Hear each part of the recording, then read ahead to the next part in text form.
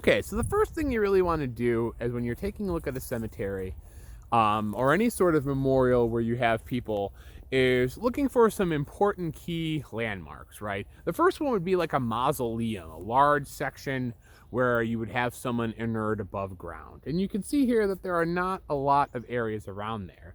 But we do see some really interesting sites, sort of these larger gravestones. And a lot of times what happens is these larger gravestones actually showcase areas where families are buried, right?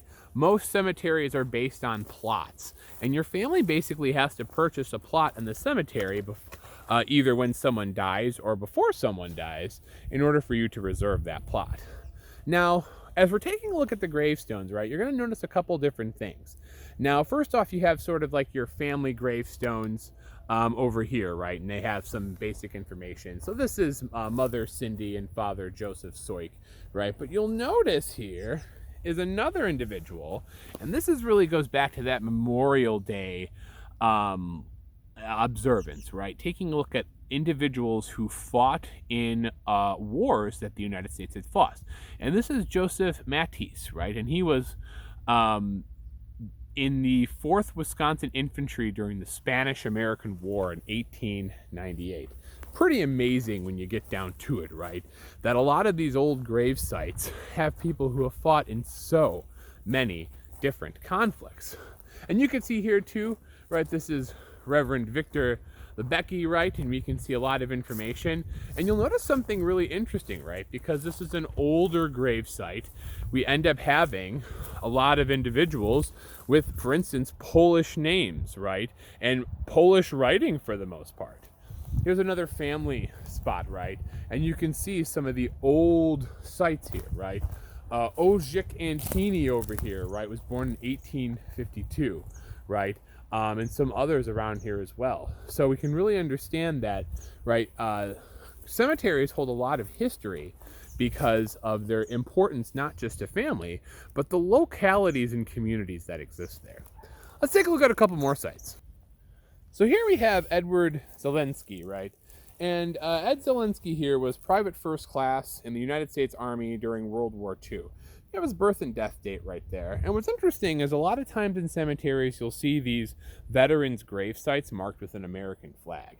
And when you're going back and trying to understand, how do we complete the project, you are really looking for these kinds of plaques, right? This one is a little bit faded.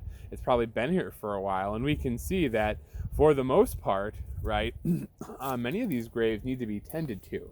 And that might be something to think about, right? That one of the things that as people get older they need something to fill their time, and they actually will take care of sites, especially if a family member's there. Let's look at another. Okay, so let's get a view here of Walter John Jerzak, right?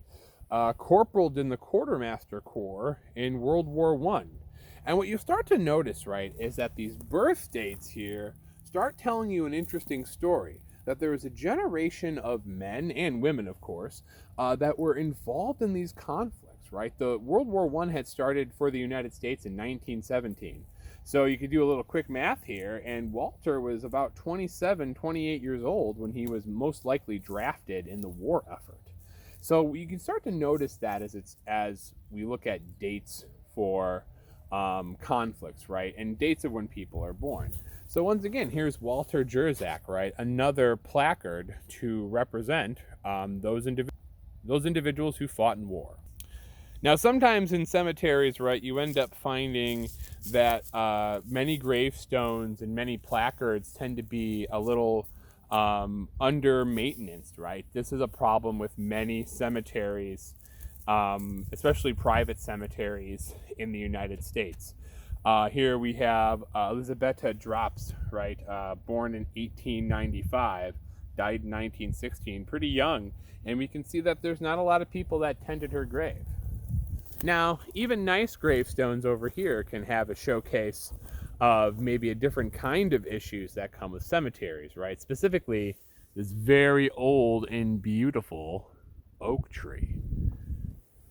Now, what's amazing about this, right, is that if you were to go to like an American cemetery like Arlington, trees like this don't usually appear.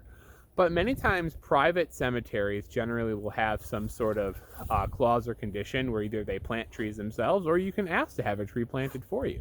And you can see that it's going to give a different feel for each grave site that you visit. Now let's showcase a little something different here. So here we have a Richard Niemczyk, right, private in the U.S. Army, and we can see that the likelihood is that he probably didn't serve during the Second World War, and it looks like he didn't serve during Korea or Vietnam either. He could be someplace else, right? He died in 1999. And we can see right nearby, right, he's buried next to what seems to be his wife, Marianne Hintz Niemczyk, right?